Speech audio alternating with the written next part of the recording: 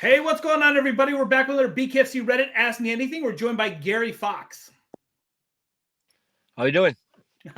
I'm great. We don't get to interview you a lot from the UK, a lot of people. So, I'm really excited we get to finally talk to you before a fight. Yeah. I did really used to like interviews, but I'm not really give a fuck there now. Do you know what I mean? I'm not really bothered. I think, yeah, I wanted to show what I was about first before I started talking. You know what I mean? So we talk the Brits seem to be very polite. You guys do polite trash talk. Like you just said. You wanted to get everything according. Why are you guys so nice and polite? Like, is it just you gentlemanly? I guess.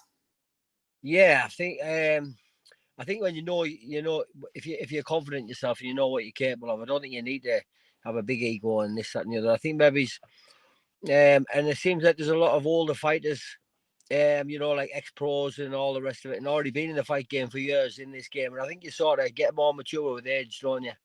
Like I said, I was a lot different a few years ago. Do you know what I mean? When I'd have been 20-year-old, I'd have been a lot more different, honestly. Okay, so you're fighting at 145. You've held a belt in the UK before. Like you're. Oh, did you not have a belt?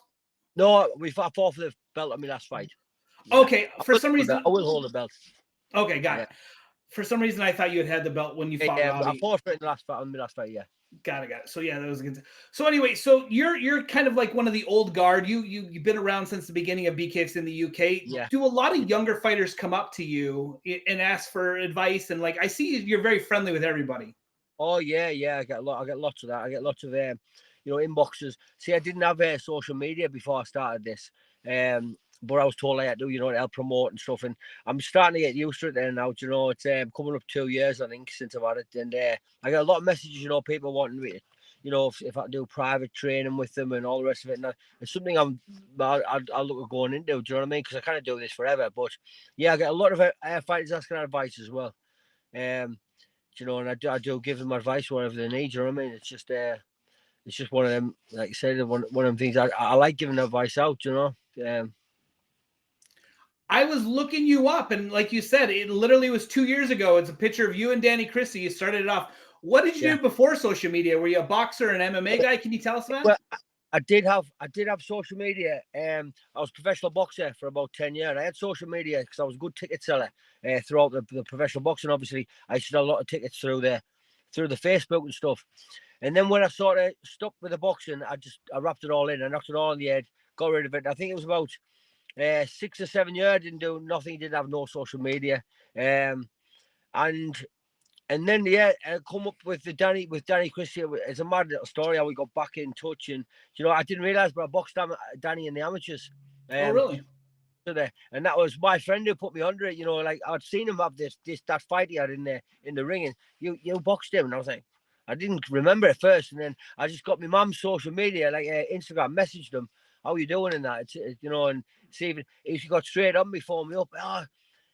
21 years since we seen each other. Do you know what I mean? It was all because I wasn't even sure he was going to get in touch, but he did. I went down, did a few rounds sparring with him. He posted me on his social media, and I went from there. Just sort of like blew up, a load of comments, and he thought he was a professional boxer, this, that, and the other, and he should get into this, and that's how it all come about. Do you know what I mean? And then obviously I got Instagram myself, and yeah, I'm getting used to it there now. I think in the beginning I was a bit like I wasn't really liking. I was thinking, like bitter comments and that, but I don't give a fuck now. People can say what they want. They always will. You're going to be doing well or whatever. People are always going to comment. Do you know what I mean? I think it was just going from nothing, having no social media and liking it like that, just converting to sort of maybe seeing a few people saying, but fucking doors over my head now. I'm not bothered at all. It's kind of crazy how social media has changed fighting, because back in the day when you were younger, you had to be a good fighter was a really popular guy, and now you can Yeah, have a guy who's not a great fighter but he's really yeah, good on social media, and yeah. he's a favorite. You can get a really even annoying guy who everybody hates, and they'll do well because people are viewing, because people want to see him get knocked out. Do you know what I Sure. mean? Where it's like, and they said, because you do look them up. I've found myself doing, like, but it's just a way of, it does change everything, the social media, and people can get fights. They can build fights without promoters. You get what I mean? Like, Sure. if the two fighters sort of push for a fight so much, somebody will put it on their an event or whatever. And where years ago it was all done you know, in the background. You didn't really see none of that, did you? Sure. It is kind of like you just said. So like there was a fight that was made over here in the States. Like Dave Feldman, it was coming up with a different idea, and a bunch of us social media guys got together and said, we think this would be the fight. And Yeah. he straight up said, well, because of social media and all your guys' followers, they push for this fight. Now we're going to do this fight instead. So it is kind of weird how the social media can dictate the way a fight goes. Yeah, that's how it is. It's like you can sort of see what fights have interest through social media. Do you know what I mean? And when they get lots of interest, obviously that's what sells the tickets, and you know you can sort of see it for yourself, can't you? Yeah. Okay, so James Lilly's on the Reddit. We've interviewed him before, and I know that he works out with you a lot. He wants to know why you support such an awful footy team. Yeah, I thought someone was going to give a bit of stick. It's the best team in the world, man. You know what it is? If he just gets himself into Ellen Road, I think I might even have a chance of converting him.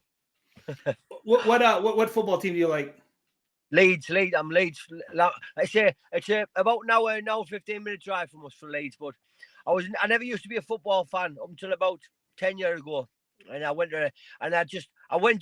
just for the people going, and I swear I will never have the best day I've ever had in my life. And now I'm a massive football fan through Leeds United. Do you know what I mean? So it's just like, don't get me wrong, I'm like, we're in the Championship now and they're in the Premiership, but so I only watch the Championship. The teams we're up against, I'm interested in. I'm just Leeds through and through. I absolutely love it. I'm a season ticket holder, and yeah, it's just a hobby where I've really, really gone into over. Like you said, just if you'd asked me 15 years ago, I'd say, fuck football, fuck football. Do you know what I mean? I'm a fighting man. I don't like football. Sure. It's just mad how, yeah, I really, really am a massive Leeds fan. I love it. It's kind of crazy how you're seeing like Connor got to go, to a football game and they took him out on the field, and you're seeing more like Premier League and professional footballers are actually like supporting the BKFC. It's crazy how it's meshing. I've got a lot, like I said, when I do tickets, I've got a lot of tickets so they come through the football. Do you know, like there's a lot. I started to notice that through, before I even got social media, through Danny's post, when Danny was posting when we were sparring. Obviously, he's got a big following on the social media. There was a lot of the football fans commenting because I had a Leeds shirt on. Do you know what I mean? So from the very beginning of getting the social media this time round, I've had like a lot of the football support behind me. Do you know? So yeah, it works hand in hand. And like I said, like I said, it'd be nice to do what Conatini did one day. Do you know what I mean? Is there anybody? So you're a Leeds fan. Is there anybody on the Leeds team that you think could maybe make a go at a BKFC? They do the celebrity, the influencers. Is there anybody on the team you think might be a do well? Oh yeah, I don't know. I know. I would have always thought Calvin Phillips. He's not playing for Leeds there now, but he's always a rough, tough. Do you know what I mean? Very strong player. Yeah, but he's, like I said, hopefully one day he comes back. I always used to say he looks like he'd be able to have a fight. You know what I mean? Awesome. Yeah. Okay, so speaking of another footy fan, Jono Chipchase, a Manchester United fan, he wants to know when you guys are going to have your cup of tea. Oh, a cup of tea. Yeah, that's his last fight. He sent a message that said, we'll have a pint after the fight. And obviously, I was in the gym and I just give it. Oh yeah, no, but I'll see you there. But when he come to have this pint, I had a cup of tea in my hand. Do you know what I mean? But he's not drinking himself lately, so he's coming to my fight next week. And obviously now we'll have a little cup of tea together, can't we? So it'll be next week. We'll have a cup of tea after this fight. And he's boss scum as well. He's the boss of the scum. We don't like no man new, us Leeds fans. It's crazy how if you're a fighter like Jono, you have to cut out alcohol, because Jono's one of those guys that has a super addictive personality. So he has to be a teetotaler. We've getting to speak, like I say, just briefly, a fair few times. We speak a bit more lately. Do you know what I mean?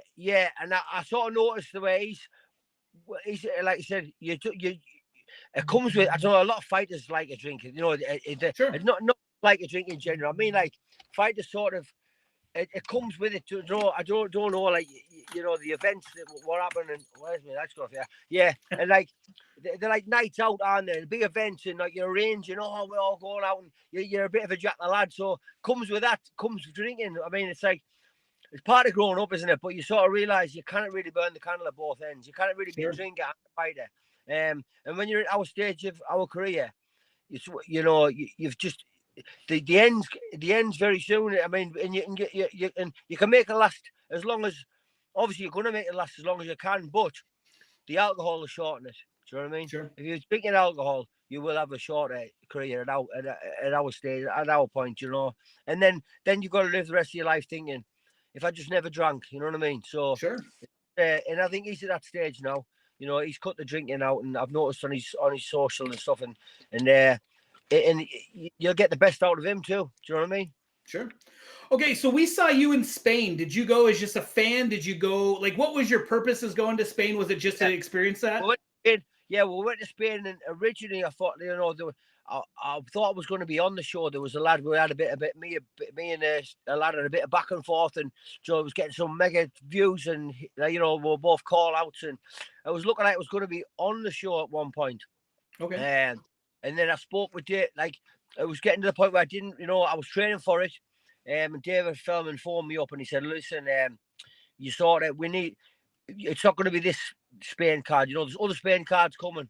And, you know, but I carried on training and what have you. I didn't let it disarm me. But in the beginning, I was all for, I thought I was fighting on the show, do you know what I mean? On the Okay. Marbella. But like I said, I think it's everything happens for a reason, you know, and I never, you know, my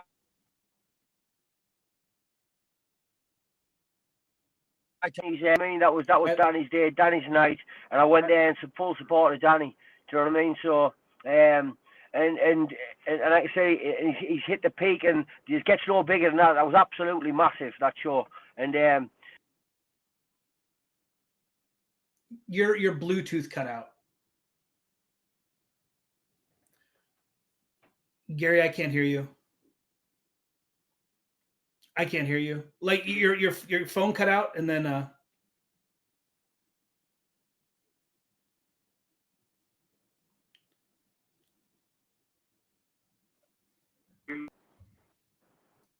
I can hear you now. can you? I can't hear you now. Go on, mate. I can hear you. Yes. Yeah, it's back now. Yeah, somebody phoned me, mate. I figured. All good. Yeah. So you went to support Danny, is what you're saying? Yeah. I went to support Danny, and obviously it was just like, and I had more cracks with more conversation with Dave Feldman, and he said, look, get back to winning ways, and he's given, you know, you'll be getting a big push next year. So he sort of asked me to go out and, you know, come get him a win, and then we'll look at some big fights. You know, that's where I want to be. I want to be on one of these, you know, Spain cards, America cards. You know, I'm what they want. I'm entertaining fighter. I love entertaining. I love having a fight. I don't care about blood. I don't care about, you know, like the injuries and nothing. It's just once I'm in there, I feel alive. I love it. I absolutely love it. And it's just, that's one thing that hasn't left me. You know, like the day I stop enjoying it, the day I'll finish. But I've never enjoyed it so much as what I am now at the moment. You talk about the blood and the injuries, and you love it. You have such an iconic photo with you covered in blood. One of the people from the Reddit wants to know, what has been your worst injury you've had during your BKFC career? Through the BKFC, it was on my last fight. It was just above my head here. The cut man, Frank, messaged me a couple of days later, said, how's the injuries? And I had 9 cuts, 39 stitches I got. But one of them, he said, you went through an artery or like a vein, like he said, because it was just squirting out with my heartbeat. So it wasn't ideal at all. You know, being above here, it seemed to run down the side of my face and just right into my eye, which is really blurring my vision. And, you know, because in fact, in the way of pain, I don't feel the pain until the doctor's stitching you. That's when the pain comes. So in the way of pain, they're all the same. You know what I mean? You know you cut. That's about it. It was just the fact that it was so distracting for the blood. And I was trying to wipe the blood, and I was smearing it, and it just wasn't ideal. Do you know what I mean? Sure. So I would say that was by far the worst, because it was just affecting my vision too much. So you originally had an opponent. That opponent's been changed. Now you're fighting Spencer. Yeah.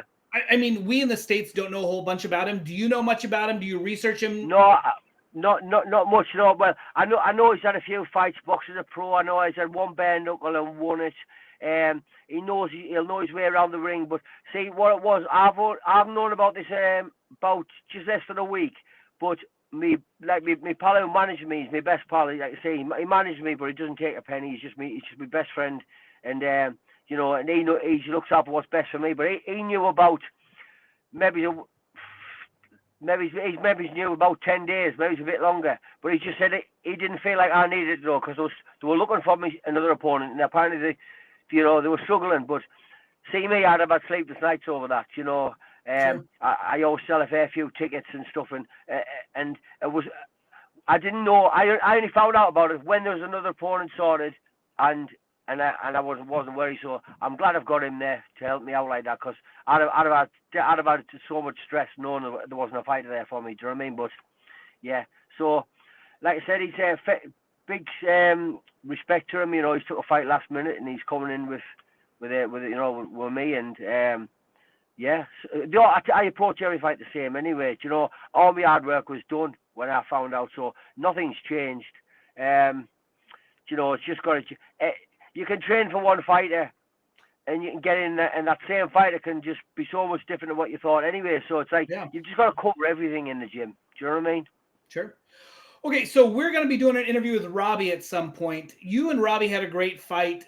Are you friends with Robbie now? Like I know, like the build up, there was a little bit of animosity, but oh yeah. I think it was just that fight there. I learned so much about myself from that fight, because I've never known pressure like it.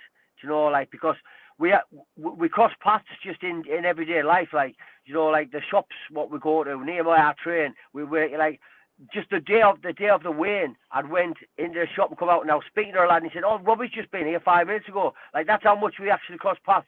It was a fight where there was so much pressure for that fight. Like, anytime I wanted to switch off and just like relax in the house, and I get a message of someone, "Just seen Robbie out running," or "I've just seen him here, he's just said this," or they send me a link, "Watch this interview, watch what he said about you." So I could never switch off about it. You know, like, when it's nice to know when you train and your fighters train, you don't know each other, and so you might get an odd interview, you get it done, and then you forget about it. Where there was no switching off from this fight for 6, 7, 8 weeks. It was just non-stop, and it was building up that much where there was some quite pressure on me. Do you know what I mean? And it was just one of them where, like I said, at the very end, Bell. Yeah, I think there's even videos. You know, you see us cuddling each other, and and he come down. He was down. We had a drink, a bit of dinner. A few days later, both stitches and black eyes, and just had a laugh together. You know what I mean? So yeah, everything was all. But yeah, it was getting a bit heated, wasn't it? Before, it was. Yeah, like I say, he's a friend now. So the Fuse and in the red corner, they do a great job covering you guys. Over in the States, it doesn't seem like you get covered as much. We in the States love the UK card, but I don't know if it's a time difference. It doesn't seem like you guys do as many interviews. Is that frustrating because you want to build up your audience in the States too? Well, you know, in the beginning, like I said, like now, obviously, see, before, when I hadn't had sort of enough fights, and I used to see people who do podcasts, they'd message me, and I wouldn't open the messages. I'd just think, like, I wouldn't really want to, because I just felt like I didn't want to start talking the talk unless like, I wanted to more show what I'm about, where I feel now like everybody knows what I am and what I'm about. And I saw, like, and the point is, like, it's like, you know, I don't know when the end is. The end could be soon. The end might be. I hope it's not soon, but you just gotta enjoy it. The whole reason I do this, and the only reason I come back into this, is because I did miss it big time from the pros. I think I had about 7 years out the ring, and I missed it. It was a massive loss. Doing like that was how I lived my life in camp, and I love that life, and I love the person I am when I'm training. So I just enjoy it. I'm enjoying it now, and and that's where I'm at now. I'm enjoying it. It's not like, I'm not doing it for like, I have to go to the gym and seeing it like a task. I'm enjoying going to the gym. I'm enjoying these camps. I'm enjoying like doing these bits of podcasts and having people saying this and that and little phone calls. And do you know what I mean? It's just the time's now, so I've got to make the most of it. Do you know what I mean? I do. As a father, do you want your child to follow in your footsteps and be a fighter also, or would you prefer they do something else? Well, my little boy's mad about the about the boxing. He loves it. Where and I think it's a good thing for kids. You know, a good fitness. I think it's the best way of life. Fitness. You know, looking after yourself. And I'm not saying you have to be a fighter, but just to be able to go to the gym and look after yourself and eat healthy food. It's a good start in life, isn't it? So, but this is another thing where he's absolutely loving it, and he's looking up to me, and and I feel it's made me feel good. So it's like I am doing it to make him proud. Do you know what I mean? My youngest little lad I'm on about here, but obviously all my kids, I've got a few kids, and like I said, just you want your kids to be proud of you, don't you? Do you know what I mean? It's so it gives me more of a meaning to do it this time round. And when I was in the pros, I was just doing it because obviously I just loved it. Where now I feel like I'm not just thinking about me, I'm thinking about my kids as well. Do your children like to come watch you? Do they not come and you watch on the TV later? No, well, like you said, no, I think it's a bit brutal, isn't it, for young kids Sure. To be coming to watch, but they do watch it on the telly. I think the mum will be there covering her eyes if it gets a bit, do you know what I mean, a bit naughty. But yeah, I think I might, I'll let them come maybe to the weigh-in just to see the bit of the event, come watch a bit of the weigh-in. But yeah, I think it's a little bit much. Blood's nothing to me, but they're a kid to see the dad bleeding. It's not great, is it? Okay, so as somebody from the States, I don't know exactly where you are where you are compared to the upcoming event. So the event's in Newcastle. How far is that from where you are? About 45 minutes drive. So you will have a huge amount of supporters at this fight. Oh yeah, I'll have some support there. Yeah, yeah. I actually do. Yeah. I've got a great support in Leeds as well. I mean, my last fight in Leeds, I'd done 260 tickets. You know what I mean? And Leeds is a bit further. Sure. But, it's just through the football and that. But I've done a lot of ringside in that here. Yeah. Yeah. I always will do more tickets than expected. You know what I mean? Okay. I think people like to, when they come to watch this, they don't come to watch a little quick first round knockout. They come to watch a bit of a war, don't they? And they know they're going to get that from me. Isn't it easier to get the knockout of the night, though, compared to the fight of the night? So much more. I mean, see, the point is, this is another thing. It's like, I haven't had the opponent yet to show what I'm all about. Where it's in like, I'd far rather have a man in front of me who's trying to knock me out. I want him to have in his head. I'm going to knock this man out. Do you know what I mean? Like what I have in, I've been a fighter all my life, street fighting and stuff. And when I've got a man in front of me who's trying to knock me out, I make them pay. You know what I mean? That's when I'm at my best. It doesn't go end well for them. Do you know? But when you've got a bit of a slippery sort of not really wanting to commit fighter in front of you, it's hard to look for. It's hard. You can't go looking for a knockout. The knockouts have got to come. But they do come when you've got two people, you've got fire with fire, and you're meeting in the middle. They come, don't they? Because you're going at it together. I haven't really quite had that yet. So I've still got so much more to show.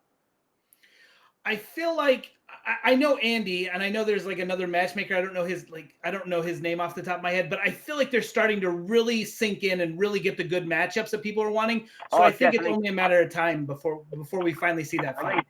When I get the right, when the man comes in, when the fight happens, and the phone call happens or whatever, and it's a man who's got the attitude that he generally thinks he can come and knock me out. That's when you're going to see a fight. You're going to see a hell of a fight. Do you know what I mean? That's what this is all about. I just haven't had that yet, but and like I said, all going well. I'm loving it. I'm feeling it better than I've ever feeling. I'm not over. Before I was taking it too serious. I was just training 2 and 3 times a day, 90-minute sessions lifting the bar up, and running every morning, training every afternoon. See, now I've lessened that by a lot more. I'm having more days off. I'm training once a day. I'm eating good food, and I'm enjoying it. It's not becoming like a task. Where before I was like, I couldn't get my weight down. I was eating that like meals. I was doing it. I was seeing a nutritionist. See, now I'm just doing everything off my own back. I've fought for over 20 years. I know what I'm doing. I know what my body's good for eating, how I feel good. I'm just doing things myself. I find it much better. Do you know what I mean? And I'm enjoying it. It's not becoming like, it's not like a task like it used to be. It's just like I'll go if something up, if I've got like if I've got something to do and I don't make the gym, I'm not really too fussed. I'm not going to lose no fitness. I'm not doing anything to lose fitness. Do you know what I mean? I'm eating healthy food. A day off's probably good. My body thanks me for a day off more than a hard session. Do you get what I mean? I know how to fight. I fought all my life. You know what I mean? It is kind of crazy that you can overtrain, and it absolutely is more of a more detrimental. You leave far too much in the gym. You leave far too much in the gym. But I mean, and one thing what I was doing before was like I was looking at other fighters how they were training, and I'd look at it and think, fucking hell, like it made me think, oh, I maybe should be doing a bit more. But like, you see, I'm come from a professional fight. I've always been like I was training for 10 3-minute round fights, and what training I've always done has always been enough. So like, why change anything? But if anything, I need to be doing less because this is 5-2s. It's 10 minutes. Do you know what I mean? It's a sprint. It's a 10-minute fight. It's you know.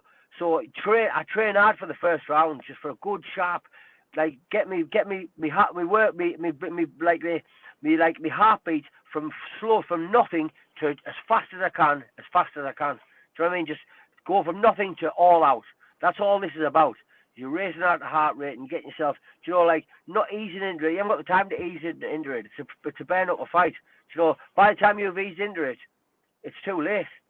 You know, like you don't see many fights where they go and lose the first 2 rounds and they start coming back and win the fight, do you? Generally, the first round goes out. You get the first round, and you carry it through. Do you know what I mean? Yeah, absolutely.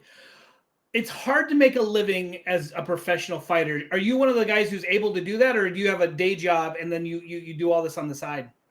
Yeah, well, I was doing this fully just before, but that's what I mean. This when you see before I was doing far too much, and just the pressure was too much. I had nothing else to think about but the gym. So I've been going away and doing work, and I've been just like basically I know how to fight, and that was one thing I just needed to register. I know how to fight, so I need to just enjoy it. As long as I'm on the weight, as long as I'm healthy, you know, I'm not abusing my body in any way, not drinking or nothing, so I can fight and I'm good to go. And I think taking my mind away from it and having other things to do has helped me out massively. Because you know, it's just like you can overdo it, and I did overdo it big time. Where now it's weird. Like I was just saying to my coach earlier on, I feel like it feels weird. I don't feel like I'm fighting this weekend. It's like normally I'm all tense. I'm all like, you know, I'm checking my weight in the morning. I'm checking my weight after a meal. I'm checking my weight on the night. I'm like running up bats. I'm hoying extra. I've took extra sessions in, and like. Where it's just like, I'm just going to the gym. What time is it? I'll be going to the gym 3 o'clock. That's about it. And I'll go and chill out. You know what I mean? I'll have one of my kids. I'll just chill out and I'll watch a film. And, you know, like, it's something I've always done. So you don't need to overthink it. Okay, so we both speak English, be it very different. Is there any slang terms? Like sometimes we'll be watching and they'll say something and we're like, what the hell did that person... So it's kind of interesting. I'll message James Lilly and he'll be like, "Hey, cunt, how you doing?" And I'll message Jono and he'll be like, "Hey, geezer." Like, is there any you know is there kind of like some slang in your area that you could teach us American fans? I do know the truth. I think I'm the only one without an accent. Like if I go abroad or something, people would say I'm a Geordie. Where a Geordie, that's Newcastle. But like I would say, I take more of offence to say I'm Newcastle. I'm like, I'm not fucking Newcastle. Do you know what I mean? But like to somebody down the road or somebody abroad would say I've got the same. Like they all say like you know, like I say I've just said it twice there, like the word like. You know, you just say like just for fucking just chuck the word like in every now and then. That maybe that, I don't know.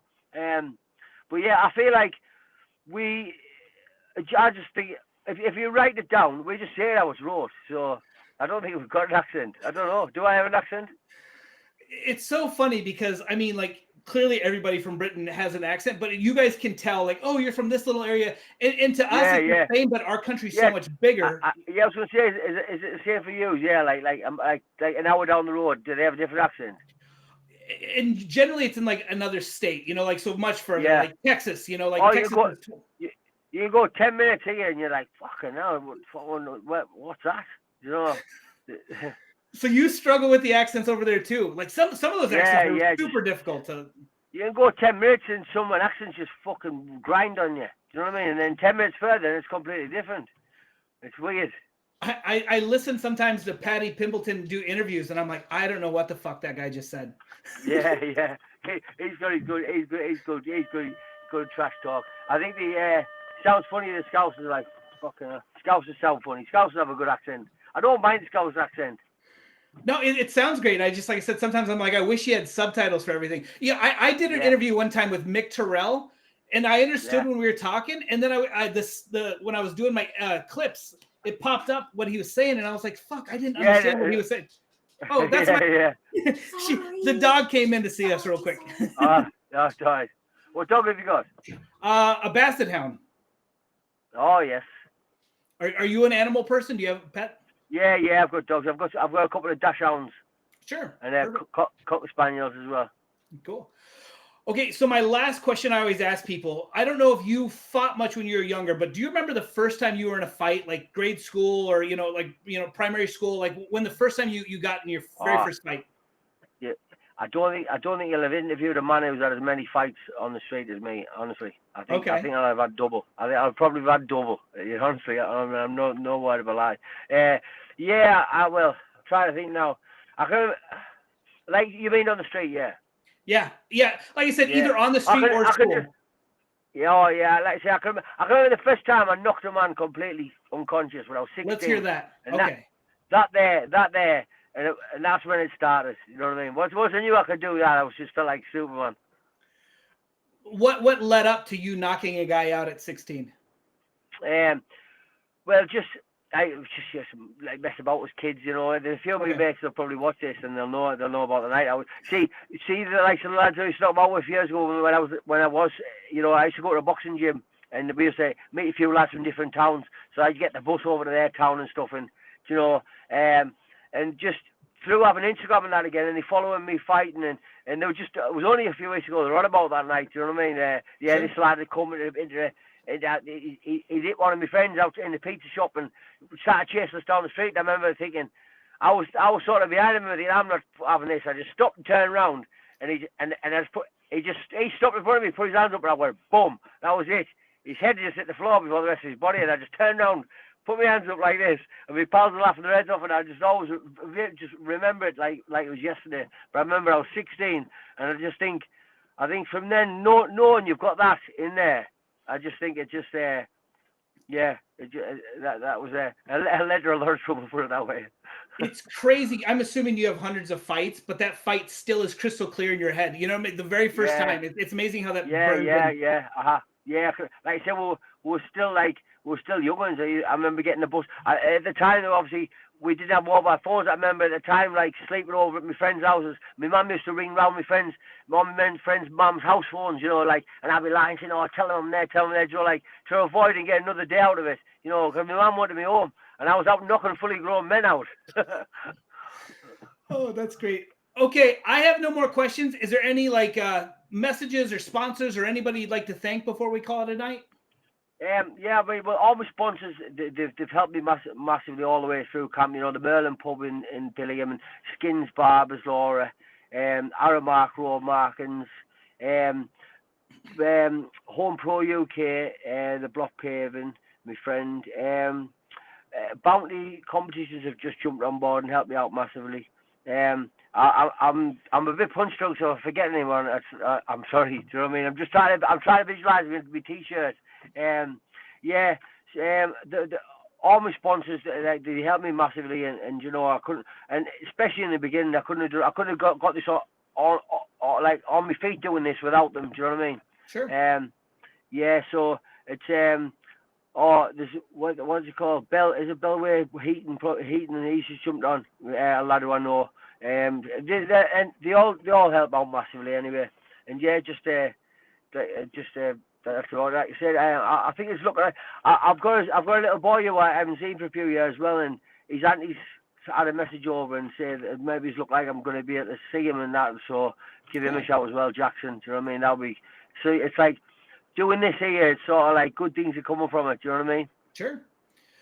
Well, you're a very tough man. We look forward to seeing you again. You know, like I'm hearing good things. If you get this win, I'm hearing good things. So we will see what comes of it. So. Yeah, I'm hearing good things. I'm hearing good things, but only little bits. Like, you see, my friend who I was telling you about, Craig, he's like, he just tells me what I need to know. Like, he doesn't like to tell me too much, so I'll get ahead with myself. He's like, Sure. he's just like, you do the fighting. He always calls me I'm like, he always calls me pea brain and stuff. Do you know what I mean? Like, you just do the fighting, I'll just do the talking. You know, you only need to do. Do you know what I mean? Like, he's right as well, because without him, I wouldn't be as going as far as I am now. Do you know what I mean? Sure. Yeah, he does all that side of it, but he's just telling me good things are coming. So, yeah. But like I said, I would have been even without this stuff said, I wouldn't be doing anything any different. I'd be just Sure. I'm taking every fight 100%, and just, you know, I'm gonna and I want to show that. Do you know what I mean? In my next few fights, I feel like the best is yet to come. Well, we look forward to seeing it. Thank you so much for your time, and best of luck. Yes. Okay. Have a great Thank night. you, Thank mate. you. Appreciate it. Say bye. Bye. Bye. Bye.